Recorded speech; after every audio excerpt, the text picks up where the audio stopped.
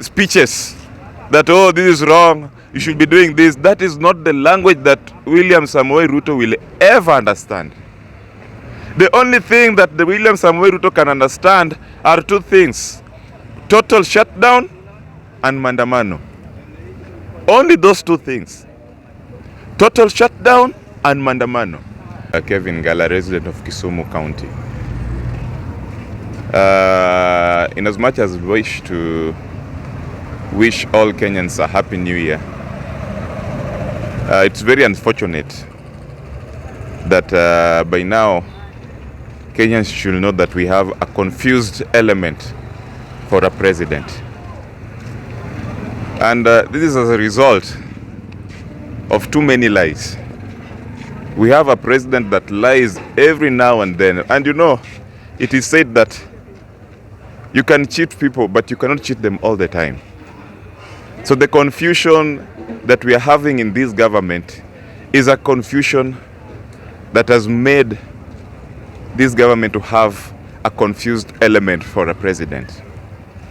We know that the president is struggling to make sure that he's got a government that he can micromanage.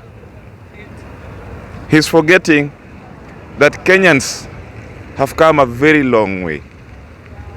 We had a government that could not be accountable to Kenyans. And that is why we struggled for this country to have a new constitution that can help us govern and make this government accountable. It is very unfortunate that up to now, as we speak, the current president, who was brought by some aliens against the will of Kenyans, is trying to twist all the independent institutions and render them useless. As we speak right now, we have a lame parliament that cannot achieve anything to help Kenyans. Currently, we have a crisis with the judiciary. And I feel very bad and very disappointed when I see the LSK chairman give a soft-spoken speech to the president. That is not the language that this president understands. The formality you guys are doing of just rhetorical speeches that, oh, this is wrong, you should be doing this, that is not the language that William Samoei Ruto will ever understand. The only thing that the William Samoei Ruto can understand are two things: total shutdown and mandamano. Only those two things: total shutdown and mandamano. We understand that the LSK is a professional institution and a professional body. Let them put down their tools and close all the courts and say that until the president apologizes to the entire judiciary and Kenyans at large is when they will back or get back to work.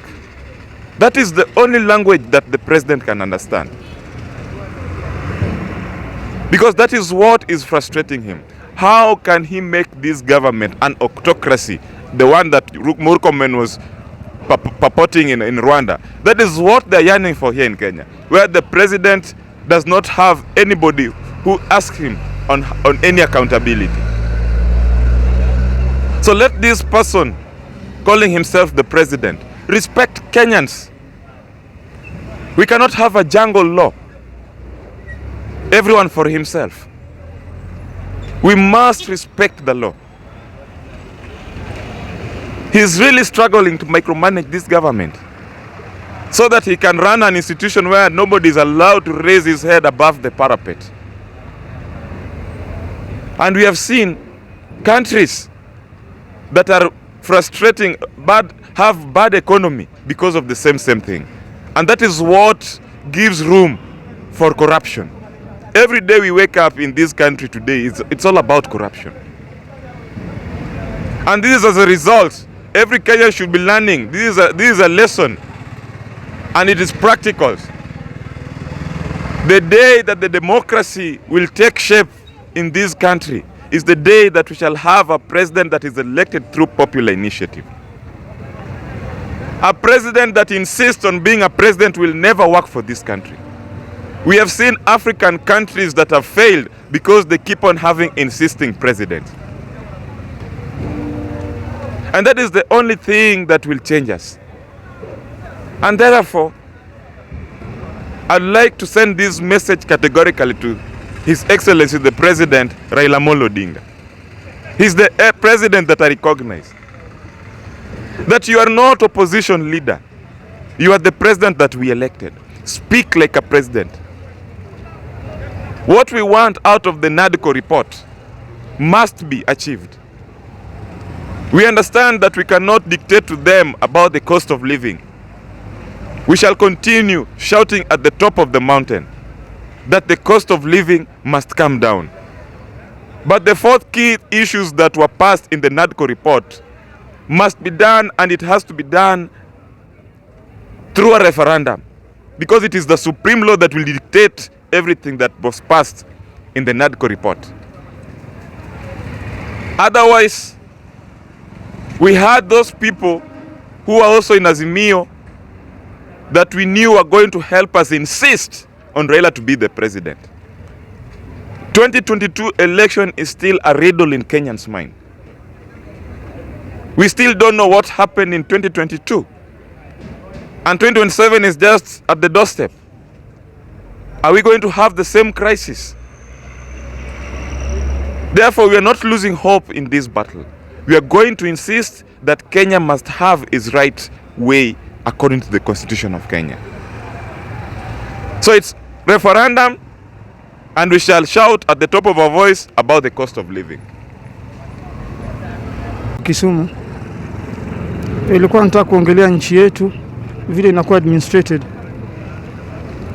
President wetu ni kama hajijui, hajitambui.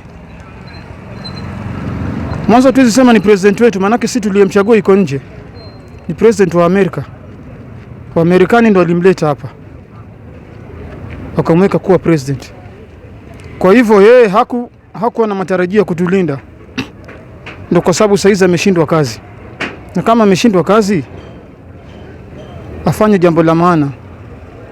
Resign. Kuresign sio ujinga, ni kwamba umeshindwa kazi. Ukitufanya kwamba unataka kuendesha nchi kama skuli, kwamba wewe ni headmaster, haiwezekani. Hii ni nchi, hii sio shule. Stop being a headmaster of this country. Be a president. Wacha kututax kama wakoloni. Tutax ile inawezekana. Hivi magazetini tunaona vile watu wanaiba mapesa. Wao shafanyia nini? Juzi ya Kimwarer mtu amesemekana kwamba yuko msafi. Wewe umefanya nini? Unasema judiciary watu ni wafisadi. Aror Kimwarer pesa ilipotea. Nani aliiba kama yule ni msafi? Ushatuambia nani aliiba kama yule ni msafi, manake pesa ilipotea. Ama yule ni msafi lakini pesa imepotea tu. Tuomba kama imeshindikana, please. Sisi sote ni wa Kenya. Ita mwenzako wa opposition, kaa na yeye chini, sikizaneni, sema kwamba imeshindikana. Tuendeshe nchi pamoja. Wacha kustick kwa presidency na umeshindwa. Don't stick kwa presidency na umeshindwa. Hii imekushinda. Wacha kuweka kifua mingi mbele na umeshindwa. Mimi nakuomba tu, fanya the gentleman's thing. Resign, uende zako. Ukatulize roho yako mahali. Uache wa Kenya na shida zao. Kuna mtu anaweza kutu uplift, tutoke kwa hii kulialia kila siku. Tuomba kama utakuwa Mkenya kamili na patriotism, please mwite mwenzako, uache Kenya kwa Wakenya. Ningependa nijulishe government ya Kenya ya kwamba wajue ya kwamba wananchi wanaumia. Kulingana na vile ndugu yangu ameongea, amesema mengi kuhusu maisha ya wananchi, ama kuhusu vile Kenyans wanaumia. Ningependa niwajulishe ya kwamba pia waonye mapolisi wao. Saa hizi usiku kama bodaboda Kisumu, unakuta ikishafika kitu saa 4, mtu akisikia OCS akisikia anataka pesa, anatembeza magari zake Land Cruiser, wanasanya mapikipiki kwa basis. vitu kama hizo sio mzuri, juu hata wananchi wanaumia. Hakuna pahali wanaweza pata pesa, na vile Kenya wanaumia at large, ndio vile hata watu wa Kisisi, watu wa Kisumu pia tunafanya nini? Tunaumia. Kwa hivyo tungependa Mheshimiwa Rais hii administration yake aone vile anaweza organize vizuri na hao watu wake wenye wanamsurround. Juu yeye mwenyewe ametuweka na empty promises, na hakuna hata yenye anatimiza hata moja. Kwa hivyo ningependa niongee kama committee elder wa hii eneo, ili nimjulishe ya kwamba wananchi wenye wako hapa ground wanaumia kabisa. Hasa bodaboda saa hizi wanasanywa sana. Hata leo kuna wenye wamesanywa. Ukienda pale unatolewa pikipiki yako 2000. Sasa mtu akitaka pesa anapiga target, enda ulete pikipiki karibu fulani tupate pesa fulani. Sasa hiyo ni maisha gani tunaelekea? Kwa hivyo ningependa nijulishe hata police commissioner aongee na hao watu wake. Sisi ni waraia, na polisi sio police force, ni police service. Wasaidie Wanakenya. Wanakenya wanaumia. Asante sana.